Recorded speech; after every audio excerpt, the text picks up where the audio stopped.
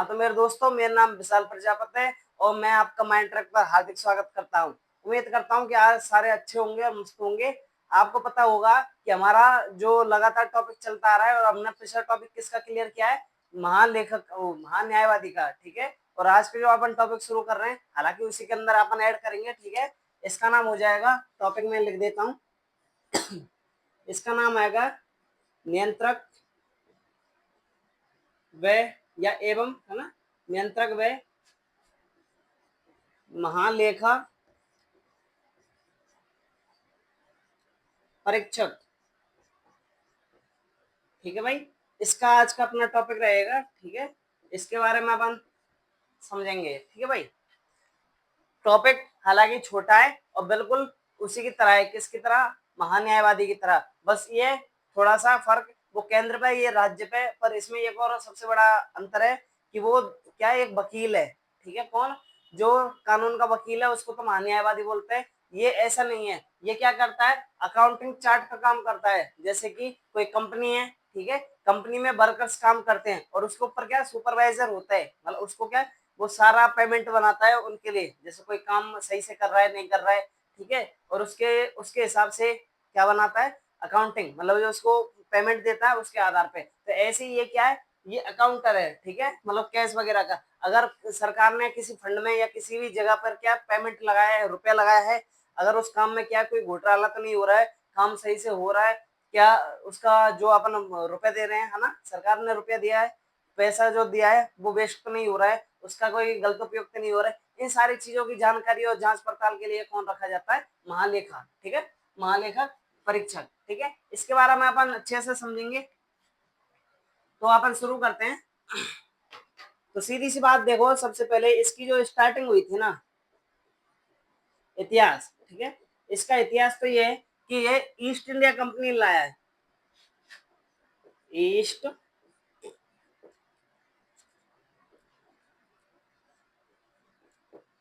East India company. ठीक है, east India company ने इसका कार्यालय का स्थापन किया, है ना, इसका महालेखा, या ऐसे लिखो, इस महालेखक, महालेखा निरीक्षक,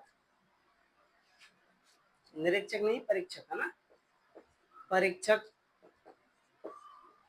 कार्यालय की स्थापना, कार्यालय, ये कार्यालय बनाया था भाई। ठीक है ना, ईस्ट इंडिया कंपनी, किसने बनाया, ईस्ट इंडिया कंपनी ने इसका कार्यालय की स्थापना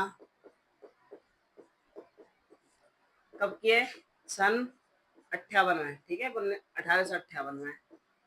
ठीक है, की है। उम्मीद करता हूँ छोटी सी जो आपको ये लाइन समझ में आ गई होगी। जो ईस्ट इंडिया कंपनी थी, है ना, जब भारत में जो कंपनी क्या व्यापार करने आई थी, ईस्ट इंडिया कंपनी, उसके बाद उसमें क्या है, उसने क्या किया है कि भारत को लूटना चालू किया है। पहले संबंध बनाए, है ना, व्यापारिक, फिर उसके बाद आगे बढ़ता चला गया है। ठीक है, तो उम्मीद करता हूँ ये सारी चीजें आपको छोटी सी है, ये तो आपको समझ में आ गई होगी। ठीक है, सेकंड बढ़ते हैं इसी के पॉइंट के आधार पे। 68 के बाद 1960 में, ठीक है, पहली बार जैसे कि ये कार्यालय की स्थापना कर दी गई है 68 के अंदर, सॉरी 58 के अंदर, 1858 में। तो 1860 के अंदर इसका पहला क्या बनाया गया है, महालेखा अधिकारी बनाए हैं। ठीक है, इसको अपन पूरा नाम जान लेंगे, इसको बोलेंगे अपन प्रथम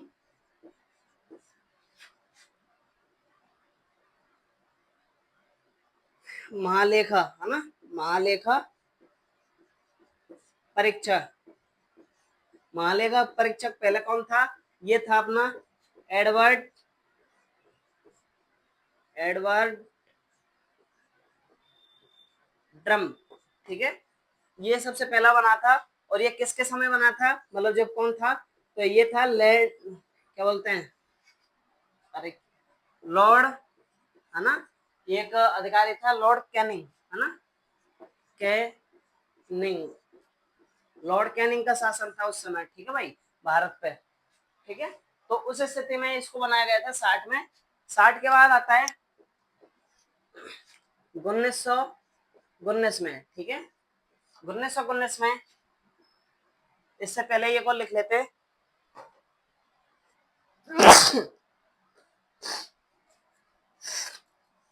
तो 1884 की एक और बात कर लेते हैं। 1884 में, तो 1884 में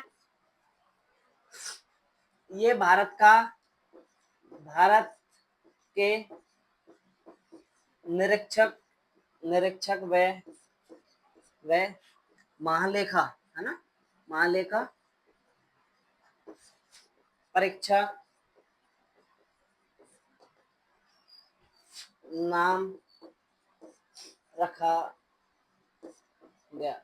ठीक है, पहले इसका पूरा जो नाम था वो अंग्रेजी में आएगा, मैं आपको पूरा डिटेल से समझा दूंगा। शॉर्ट में आज के समय अपन किसके नाम जानते हैं, सीएजी। ठीक है, computer and auditory journal India, ठीक है, ऑफ इंडिया। इसको मैं पूरा लिखाऊंगा बाद में, मैं आपको शॉर्ट में लिखा रहा हूँ। ठीक है, तो 1884 के अंदर इसको क्या कर दिया है, भारत में इसका नाम रख दिया गया है नियंत्रक व महालेखा परीक्षक, जो अब तक चलता आ रहा है। ठीक है, इसी के बाद इसमें पॉइंट डाल लेते हैं 1919 अधिनियम, आपने पढ़ा होगा 1919 अधिनियम, इंपॉर्टेंट होता है ना।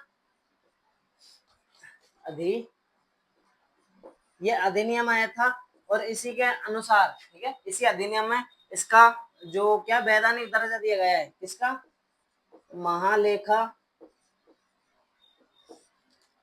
परीक्षक, है ना, परीक्षक का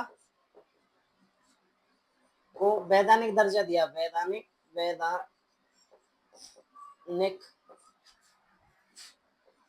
दर्जा दिया, या मिला कर दें, है ना, चलो दिया ही कर दें, दिया। समझ गए भाई, इसको वैधानिक दर्जा मतलब कि भारत के अंदर इसको वैधानिक रूप से मतलब सही रूप से कानून के आधार पर वैधानिक दर्जा कब दिया गया था, सन 1919 के अनुसार। ठीक है, ये अधिनियम आया था उसी सन में इसको क्या वैधानिक दर्जा दे दिया गया था। तो यहाँ तक समझ में आ गई होगी।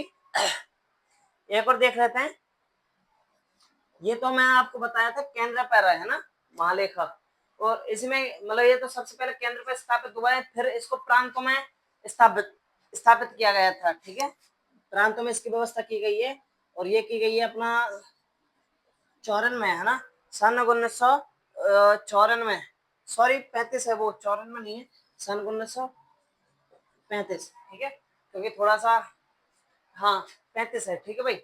1935 में 1935 में इसको प्रांतीय प्रांतीय महालेखा महालेखा परीक्षक पद की स्थापना की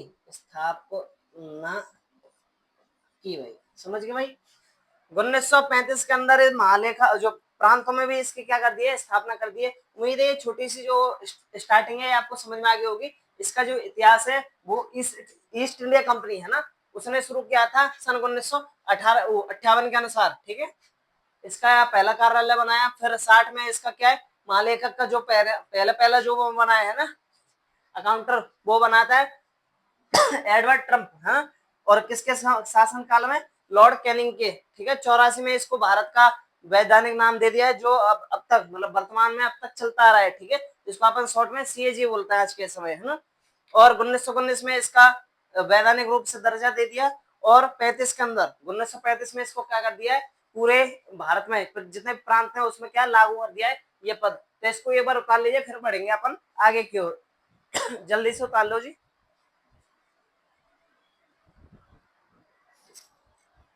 ठीक है भाई, शुरू करते हैं अपन आगे की ओर। समझ में आ गया होगा, फर्स्ट आपको नॉर्मल तरीके से समझाया मैंने।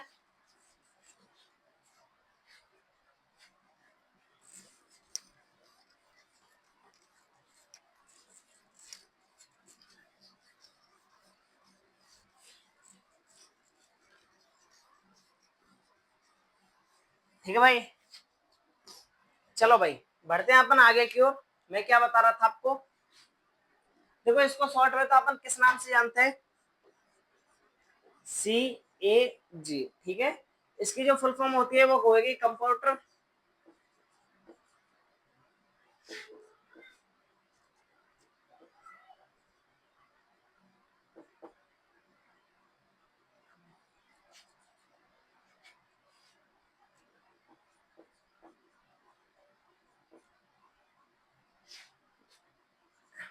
एंड ये से बन जाएगा ऑर्डिनरी ऑडिटर, है ना, जर्नल ऑफ इंडिया।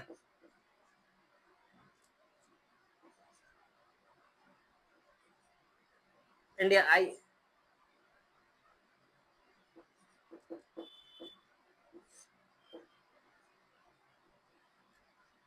ठीक है, समझ में आ गया ना।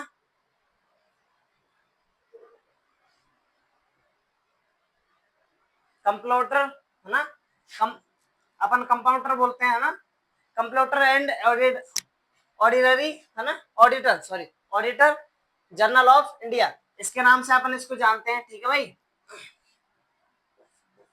समझ गए भाई। क्या थोड़ा ऐसा होता है कुछ शब्द क्या अटक जाते हैं, अटकने का मतलब क्या है, मतलब कि जुबान पे आते हैं और कई बार बोलने में क्या है अपने जो शब्द है वो थोड़ा लड़खड़ा जाते हैं, है ना, ये थोड़ा सा गड़बड़ हो जाता है कभी कभी, आप भी इतने जानते होंगे, ठीक है। तो इसके बारे में अपन जान लेते हैं, संविधान के अंदर क्या प्रावधान है इसका, संविधान थोड़ा सा जानते हैं। देखो संविधान में इसको भाग 5 में रखा गया है, भाग 5 के अंदर आता है, ठीक है, नंबर 1 बात। नंबर 2 इसी में देखते हैं, तो ये भाग के बाद 5वां अध्याय में ही आता है, अध्याय कौन सा है इसका भी, 5वां है, ठीक है। नंबर 3 ये इसका जो प्रावधान लिया है, प्रावधान ये कहां से लिया है, ये भी भैया ब्रिटेन से लिया है, ब्रिटेन, है ना, ठीक है, ब्रिटेन से लिया है। चौथी बात इसमें देखते हैं, 1 2 3 इसका जो अनुच्छेद है वो 148 से 151, ठीक है, ये लगभग 3 4 ही बैठते हैं इसका, ठीक है, 151 तक, ठीक है। यहाँ तक उम्मीद है सारी चीज आपको छोटी सी चीज समझ में आ गई होगी, ठीक है।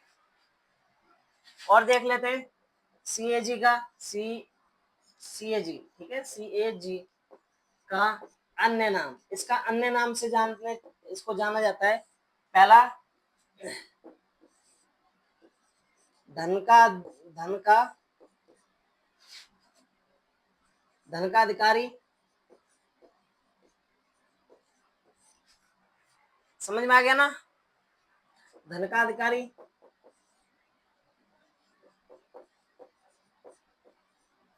अरे ये क्या थोड़ा साइड डिस्टर्ब कर रहा है ना, इसमें थोड़ी सी इंक डाल लेता हूँ मैं, इतना आप यहाँ तक उतार लीजिए, मैं इंक डाल लेता हूँ इसमें, ठीक है भाई, जल्दी से उतार लो।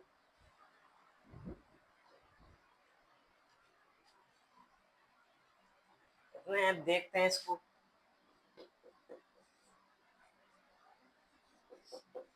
लोक निधि का अभिभावक, ठीक है भाई। नंबर 3 वित्त का सर्वोच्च अधिकारी, इस नाम से जानता भाई, ठीक है। उम्मीद करता हूँ ये छोटी सी चीज आपको समझ में आ गई होगी, अधिकारी या संरक्षक, ठीक है, इसको संरक्षक के रूप में भी जानते हैं, ठीक है, सर्वोच्च संरक्षक लिख देना, संरक्षक, ठीक है भाई। इसी में थोड़ा सा और आगे डाल देते हैं, हाँ, संविधान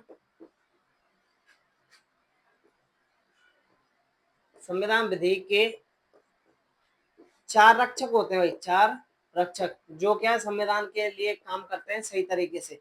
अगर ये कोई भी प्रकार का घोटाला करते हैं या अपनी ईमानदारी साबित नहीं कर पाते या कोई भी बेईमानी कर दें, तो इसमें क्या है, सरकार के साथ मतलब पूरी जनता का घाटा हो सकता है, ठीक है। तो नंबर 1 पे सबसे पहले आपको पता होना चाहिए सर्वोच्च न्यायालय, क्योंकि इसका सबसे ये इम्पोर्टेंट क्यों है, क्योंकि सबसे जो भी व्यक्ति हो, कोई भी एक्स वाई जेड, ठीक है, अगर कोई भी काम पड़ता है या किसी भी दुर्घटना में कोई आदमी फंस जाता है, ठीक है, अपना मामला दर्ज कराता है, तो वो अपने संरक्षक की मांग, ठीक है, मतलब अपने हित में जो मांग चाहता है उसके खिलाफ जो भी गलत काम किया गया है या उसका कोई शोषण किया गया है, अपने बचाव के लिए वो किसके पास जाता है? सर्वोच्च न्यायालय के पास। यहाँ तक उम्मीद है, ठीक है। नंबर 2, यूपीएससी, ठीक है। यूपीएससी जो आप जानते होंगे, इसका भी होना अति आवश्यक है। तीसरा, स्वयं सीजीए, अगर सीजीए बेईमानी होगा, चार्टर्ड अकाउंटर बेईमानी होगा, अगर मान लो कोई गांव है, ठीक है, और गांव के अंदर क्या दे दिया है भाई, ये हमने क्या है, एक विद्यालय बनाना है, स्कूल बनाना है या कॉलेज खुलवाना है या कुछ भी, ठीक है, उसके आधार पर सरपंच फंड उठा लिया, ठीक है, फंड का शोषण कर रहा है, मतलब उसका यूज नहीं किया है, ठीक है, अगर 4 लाख आए, 4 लाख रुपए अपने पास रख लिए, और अगर सीजीए उसकी जांच करने जाता, क्योंकि जांच करेगा सीधी सी, जो महालेखा निरीक्षक परीक्षक है, ये क्या करता है, ये वहां जाके उसकी जांच करता है कि इसका कार्य हुआ है कि नहीं हुआ है, जो जिस चीज मतलब जिस क्षेत्र में इसका रुपया उठाया है, पेमेंट उठाया है, उसमें इसका कार्य लिया जा रहा है नहीं लिया जा रहा। अगर मान लो ये घूस खा लेता है, ठीक है, इसके लिए कुछ दे देता है वो रुपए वगैरह, तो ये क्या सरकार के मतलब जो लोगों का हित नहीं हो पाएगा, ठीक है, हित हो जाएगा। तो 3 हो गए अपना।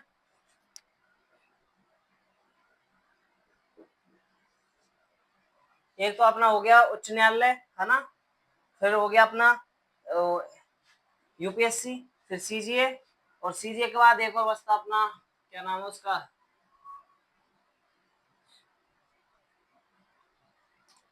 अरे क्या नाम था उसका, इसका नाम एकदम से दिमाग में से निकल गया है। चलो कोई नहीं, फिलहाल यहाँ तक आप उतार लीजिए इसको, ठीक है। मैं याद करता हूँ यार, इसका थोड़ा सा नाम दिमाग में से निकल गया, क्या नाम था इसका ने?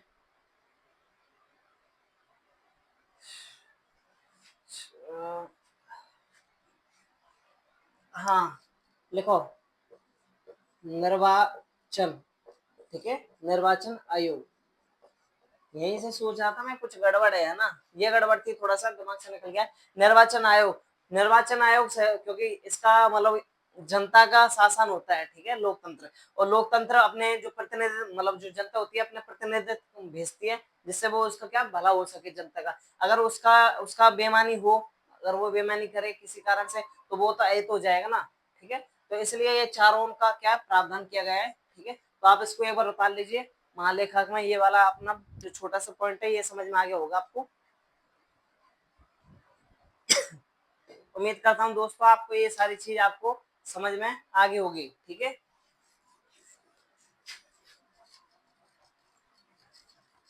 ठीक है भाई, उतार लिया होगा।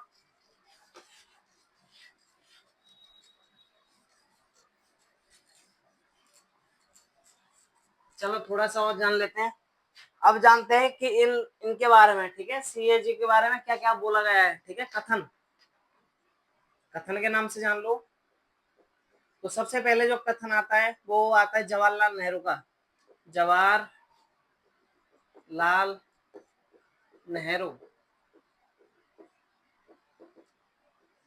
इन्होंने सीएजी के बारे में बोला है, सीएजी, ठीक है, सीएजी के बारे में बोला है कि सीएजी को क्या है, कानून का, ठीक है, कानून का मार्गदर्शक या मित्र होना चाहिए, ना कि कोई जासूसी कुत्ता। इसका क्या मतलब है, मैं आपको समझा देता हूँ। इसका ये मतलब है कि जो सीएजी है ना, सरकार सरकार मतलब क्या, संविधान का रक्षक होना चाहिए, ना कि उसका कोई भक्षक होना चाहिए, ठीक है। अगर कोई घूस देता है, घूस वगैरह देता है, रुपए वगैरह देता है ना, या कुछ ऐसा घोटाला करता है, तो उसमें कोई हित में नहीं हो पाएगा, ठीक है, क्योंकि इसमें तो क्या है, सरकार के साथ साथ जो जनता का शासन वो भी क्या है, गिर जाएगा।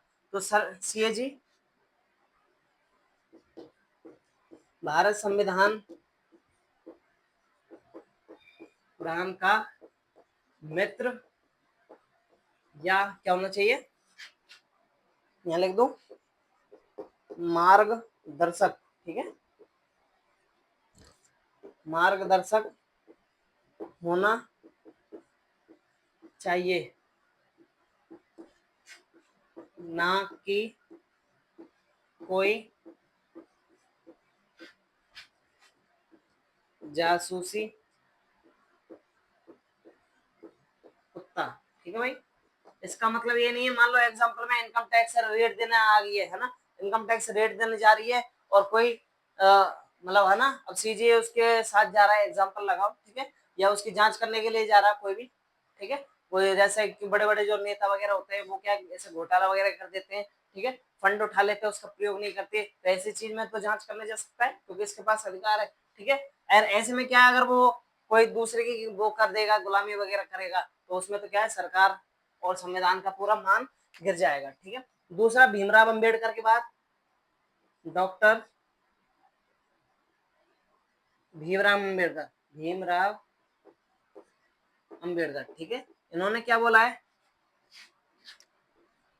सीएजी भारत का एक सर्वोच्च सर्वोच्च अधिकारी है ना, अधिकारी, सर्वोच्च अधिकारी है।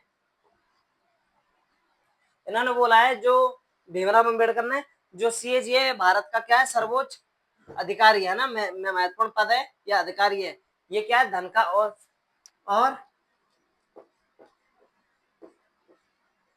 और धन का रक्षक है, ठीक है।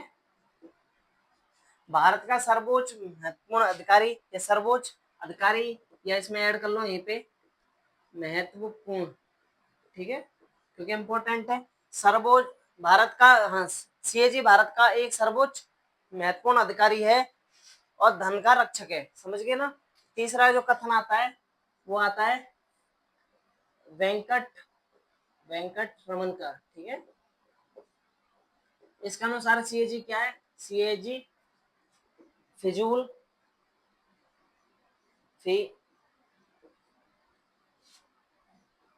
फिजूल खर्ची या फिजूल खर्ची पर नजर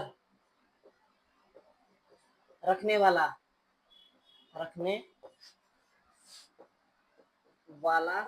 है। इसकी इसमें सीधी सीधी बात बोली है, जो सीधी फिजूल, हाँ सही है, फिजूल खर्ची पर नजर रखने वाला है, ठीक है। वो कौन सा अधिकारी है, फिजूल खर्ची पर क्या करता है, नजर रखता है। तो ये बार उतार लीजिए, फिर अपन आगे की ओर बढ़ेंगे, ठीक है। थोड़ा सा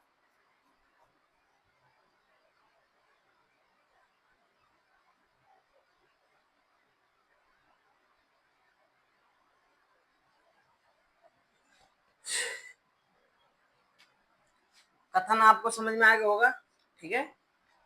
कथन सारे इंपॉर्टेंट है, आपको समझ में आ गया होगा। कोई से मिटा दूं क्या भाई? फर्स्ट वाला तो आपने लिख लिया होगा, उम्मीद करता हूँ।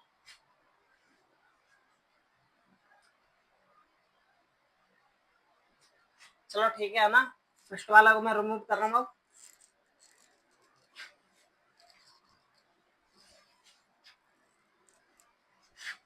फिलहाल तो अपन इतने में काम कर लेंगे अपना, क्योंकि लास्ट है ना, लगभग टाइम हो चुका है। सीएजी के लिए क्या क्या कानून बनाए गए हैं, सॉरी, इसका जो अनुच्छेद है वो अनुच्छेद कौन सा है, शॉर्ट में देखेंगे 48, ठीक है, 149, 150 और 151, यही है ना। तो फर्स्ट में तो सीएजी का परिचय है, इसमें क्या है, सीएजी का परिचय, समझ गए ना भाई, किसमें, इसमें। और 139 में, 149 में, इसमें है सीएजी का कार्य व शक्ति, इसमें किसका वर्णन किया है, कार्य व शक्ति, ठीक है। और इसमें क्या है, सीएजी का प्रारूप है, सीएजी का क्या है, प्रारूप, ठीक है। और इसके बाद 51 में, 151 में, इसमें सीएजी के द्वारा जो रिपोर्ट जारी किया जाएगी, तो सीएजी रिपोर्ट, ठीक है। ये जो रिपोर्ट जारी करेगा कैसी होनी चाहिए, बिल्कुल निष्पक्ष होनी चाहिए, किसी भी तरह का कोई मिलावट या भेदभाव या कोई भी ऐसा घोटालाबाजी नहीं होना चाहिए। तो उम्मीद करता हूँ ये आपको छोटी सी चीज आज की समझ में आ गया होगा, है तो बड़ा काम का चीज है, इसलिए अपन कोई चीज छोड़ नहीं रहे, ठीक है भाई, एक बार देख लीजिए, ठीक है। तो मेरे दोस्तों, उम्मीद करता हूँ आपको ये सारी चीज, जो आज का बेसिक छोटा सा चैप्टर है ना, ज्यादा बड़ा तो नहीं है, फिर भी अपन इसको अगले ही जो क्लास आएगी उसमें इसको समाप्त कर देंगे, क्यों, चैप्टर बिल्कुल छोटा है, बस समझने में थोड़ा सा प्रॉब्लम हो सकता है, वरना कोशिश तो मैंने पूरी की है कि अच्छे से अच्छे समझाऊं, ठीक है। फिर फिर मिलते हैं अपन अगली क्लास में, तो अभी तक के लिए जय हिंद जय भारत भाई, ठीक है।